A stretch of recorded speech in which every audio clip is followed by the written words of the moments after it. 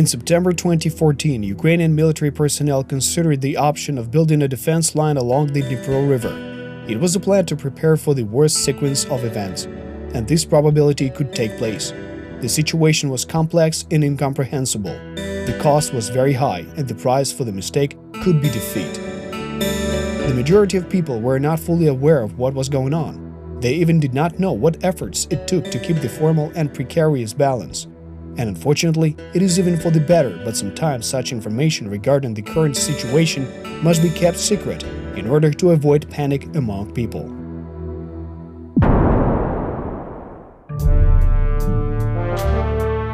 You are watching the 23rd episode of the series about the ATO, the history of war. We're observing the anti-terrorist operation in eastern Ukraine. What role does Russia play in this game? How are politics and economics related? And why does what is happening in eastern Ukraine have an impact on Western Europe? A war that lasts more than a week can be stopped immediately. Soldiers must perform not only combat mission, but also achieve political goals. A soldier that loses a brother in arms will do everything possible to retaliate against the enemy and will find a reason to open fire. A commander that wants to agree with the other side to an armistice will always make attempts to mend the situation by driving the enemy out of the territory as far as possible.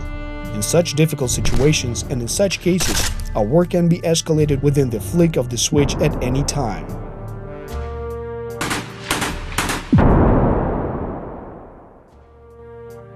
On September 20th, several massive and powerful explosions took place at the Donetsk state chemical plant. It is interesting to note that the territory of the plant was a site of unloading of the third humanitarian convoy.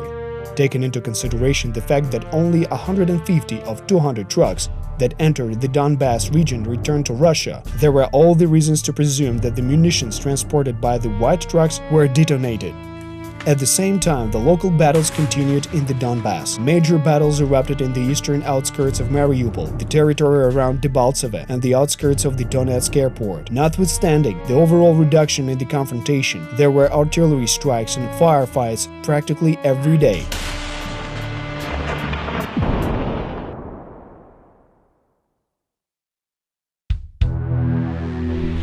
On September 21st, 4 Ukrainian soldiers were killed as a result of shelling, 2 of them near Debaltseve and Mariupol. Besides that, in the latest case, the group of Russian-led militants drove by in a Gazelle truck equipped with a mortar and fired at the checkpoint of the National Guard of Ukraine. As a result, 2 civilians, a man who was bringing drinking water to the soldiers on the front line, and a teenager riding on a bike nearby, were wounded. On the same day, as a result of the exchange of war prisoners, 28 Ukrainian soldiers were released, and Moscow and other large cities in Russia held peace marches against the military intervention into Ukraine. The next day, 2 Ukrainian defenders were killed as a result of attacks and mine blasts near Donetsk. In the south of Donbass, artillery struck at the Russian terrorist forces near the village of Pikuzi. The Ukrainian troops frustrated an offensive of the enemy in the direction of Volnovakha. That day, Russian-led militants fired on the village of Talakivka, situated close to Mariupol, and people from the Azov battalion, jointly with the Security Service of Ukraine Alpha Group, detained an enemy sabotage group that consisted of 7 persons.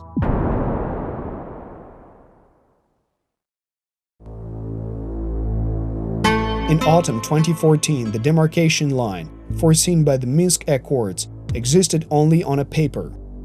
There were not a sufficient number of enough armed forces to effectively control the 450-kilometer stretch along the border. This fact gave the enemy the opportunity to mine the roads and commit acts of sabotage. So on September 23rd, a supply truck of the 11th Battalion was attacked in the vicinity of Debaltseve. The driver was killed, and the next day a serviceman of the 72nd Brigade was killed by an improvised explosive device.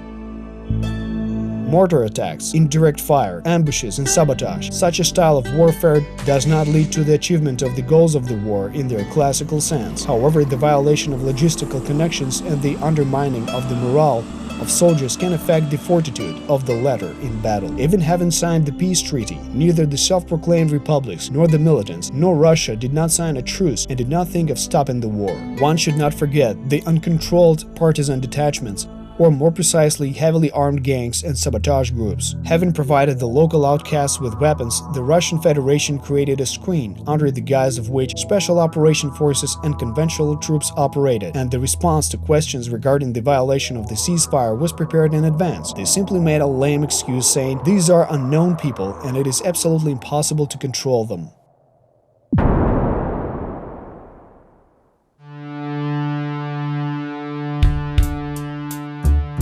Despite the Minsk agreements, the enemy tried to move forward as far as possible to the west without paying attention to the problems of civilians. Shelling and fighting continued almost on the whole territory of the ATO zone. There were also problems with gas supply, electricity, and communication. The whole eastern part of Mariupol and Stanitsa Luhanska were left without water supply and electricity. It is important to understand one nuance. After almost all the local Russian-led militants had been killed, the Russian Federation extensively engaged volunteers and mercenaries. Russian propaganda demonized the Ukrainian armed forces, accusing them of committing brutalities and military crimes. And considering the low level of incomes in Russian provinces, the number of volunteers willing to go to war for a miserly sum of 15,000 Russian rubles was sufficiently high. Russian soldiers were trained at army shooting ranges in the Rostov Oblast, and after that crossed the Ukrainian-Russian border and joined different detachments and bandit formations under the command of Russian officers. The quantity of numbered graves in the cemeteries in Donetsk and Yanakiev that has increased several times eloquently speak volumes about the amount and effectiveness of these so-called soldiers of fortune.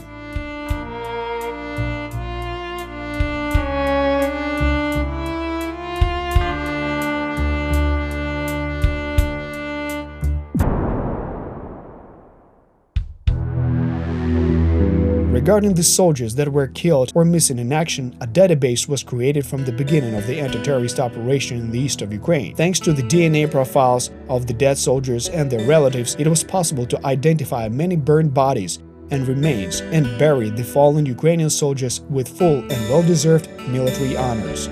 After the invasion of Donbass territory by Russian troops in late summer of 2014, Ukrainian forces had to retreat from the border. The enemy captured the northern part of Luhansk and south part of Novozovsk. The so-called DEBALTSEVE protrusion was formed on the border of the oblasts. The construction of a defensive line started in the steppes of the Azov Sea. At the same time, training of soldiers called up for military service within the framework of the third wave of mobilization was coming to an end. This made it possible to restore the combat capability of some military units and start the gradual consolidation of the defense line. The construction of new defensive posts in the ATO zone and beyond it, along the border with the Russian Federation and Transnistria.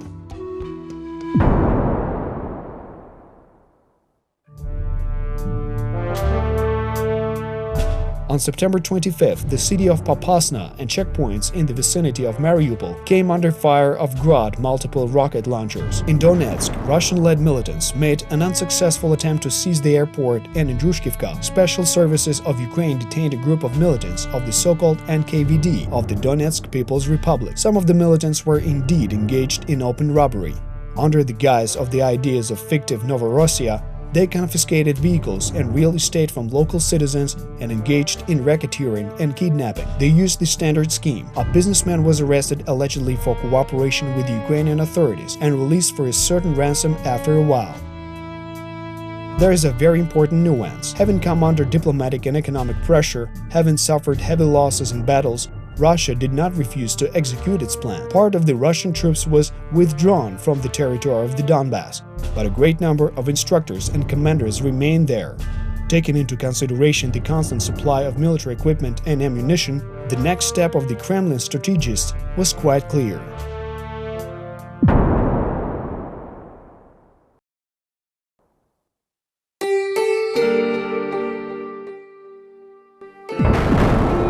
The so-called 1st and 2nd Army Corps were established on the territory of the Donetsk People's Republic and the Luhansk People's Republic.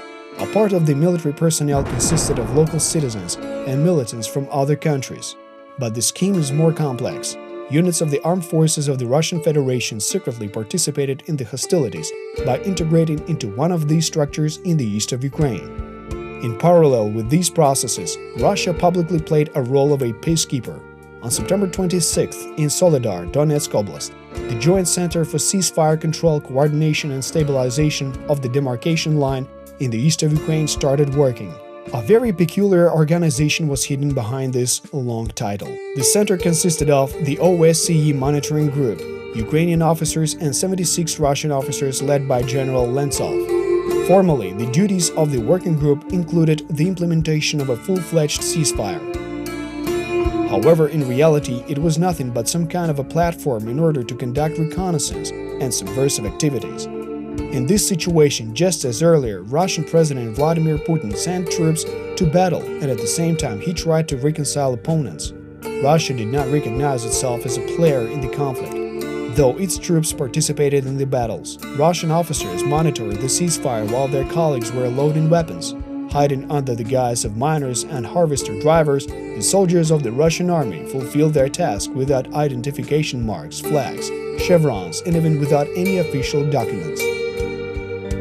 The best tactics to fight against an opponent playing an unfair game is to do everything publicly, so that the world community can see all of its steps. As a party interested in peace and return to order, Ukraine had to play the so-called diplomatic giveaway, and as history showed, this strategy has produced its results.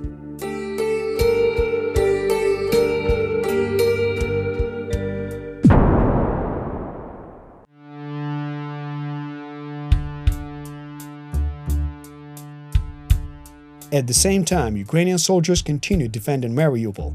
The city, a metallurgical giant and an important cargo port, came under fire several times a day. On September 26 in the evening, on the outskirts of the city, the border guards engaged with the enemy sabotage group that consisted of 15 persons. As a result of the firefight, the saboteurs were forced to retreat. On the same day, one woman was killed as a result of a shelling in the city of Shastia in the Luhansk Oblast. As of early 2018, the number of civilians that suffered from the Russian aggression in the Donbass was more than 10,000. And on September 26, 2014, 6 Ukrainian soldiers were killed in the battles in one day. The first 2 weeks of the Minsk truce did not bring peace.